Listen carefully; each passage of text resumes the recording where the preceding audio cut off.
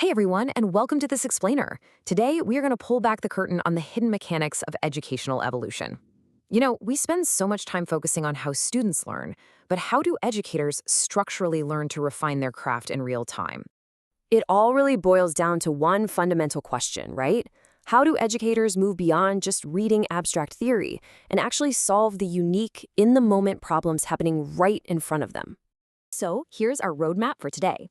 First, we'll cover what is action research, then a messy 11-phase process, followed by gathering and triangulating data. After that, we'll dive into a case study on Moroccan universities, another case study on fifth-grade success, and wrap up with why action research matters. All right, Section 1. What is action research? The real game changer here is that teachers aren't just, passively delivering content. They are literally acting as on-the-ground researchers.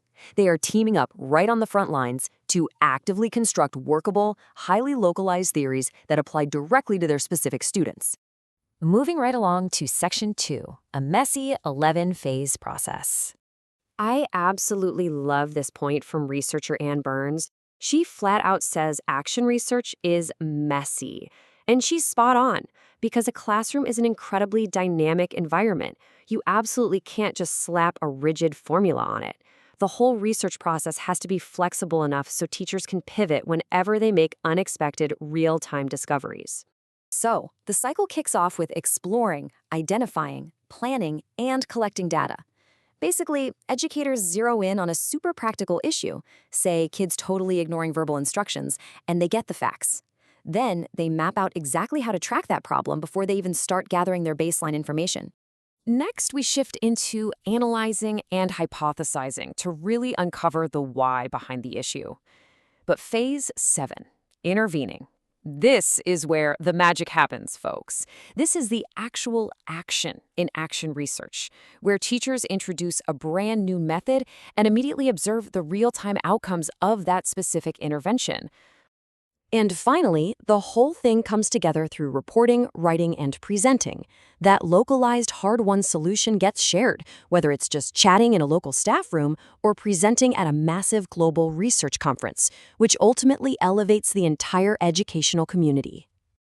Okay, Section 3, gathering and triangulating data.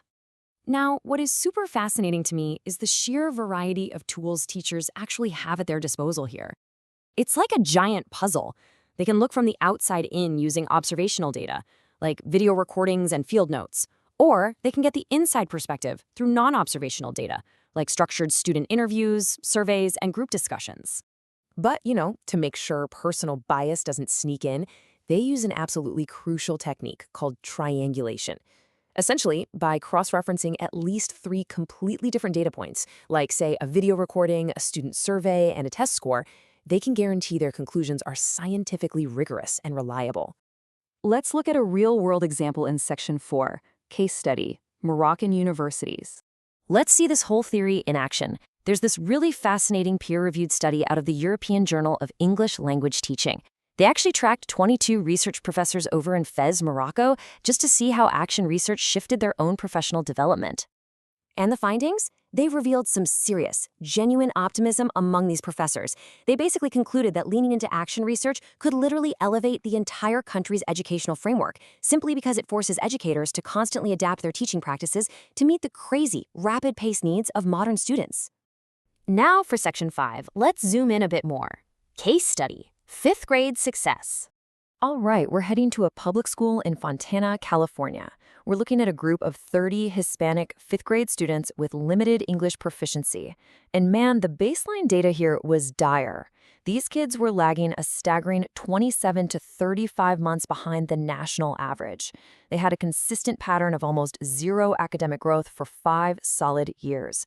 An urgent intervention was absolutely critical. So using action research, the teachers came up with this completely out-of-the-box intervention. Instead of your standard boring grammar drills, they created a massive 6-month dinosaur dig after school. The students worked in these huge sand pools, measuring and diagramming bones, and basically building their language skills indirectly through pure hands-on constructivist engagement. I mean, that is a huge departure from standard rote learning, right? But in the rigorous world of action research, the triangulated evidence is all that actually matters. So the big question, did this crazy dinosaur dig actually work? Well, the results were absolutely staggering. On the IDEA oral language proficiency test, the class average skyrocketed, jumping from a 23.4 all the way to a 55.1. To put that into perspective, their oral English proficiency literally more than doubled in just 6 months. And for sure, that success completely spilled over into everything else. Reading scores shot up over 130 points, from 571 to over 702. Math saw these massive gains too.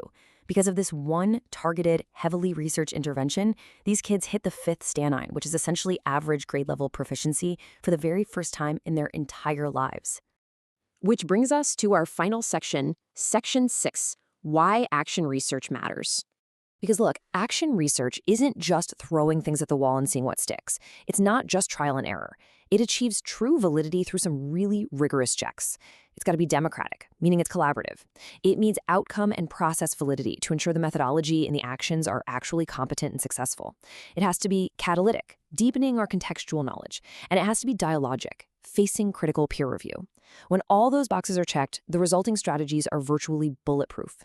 We've just seen how educators can completely take control and alter the trajectory of their students' lives.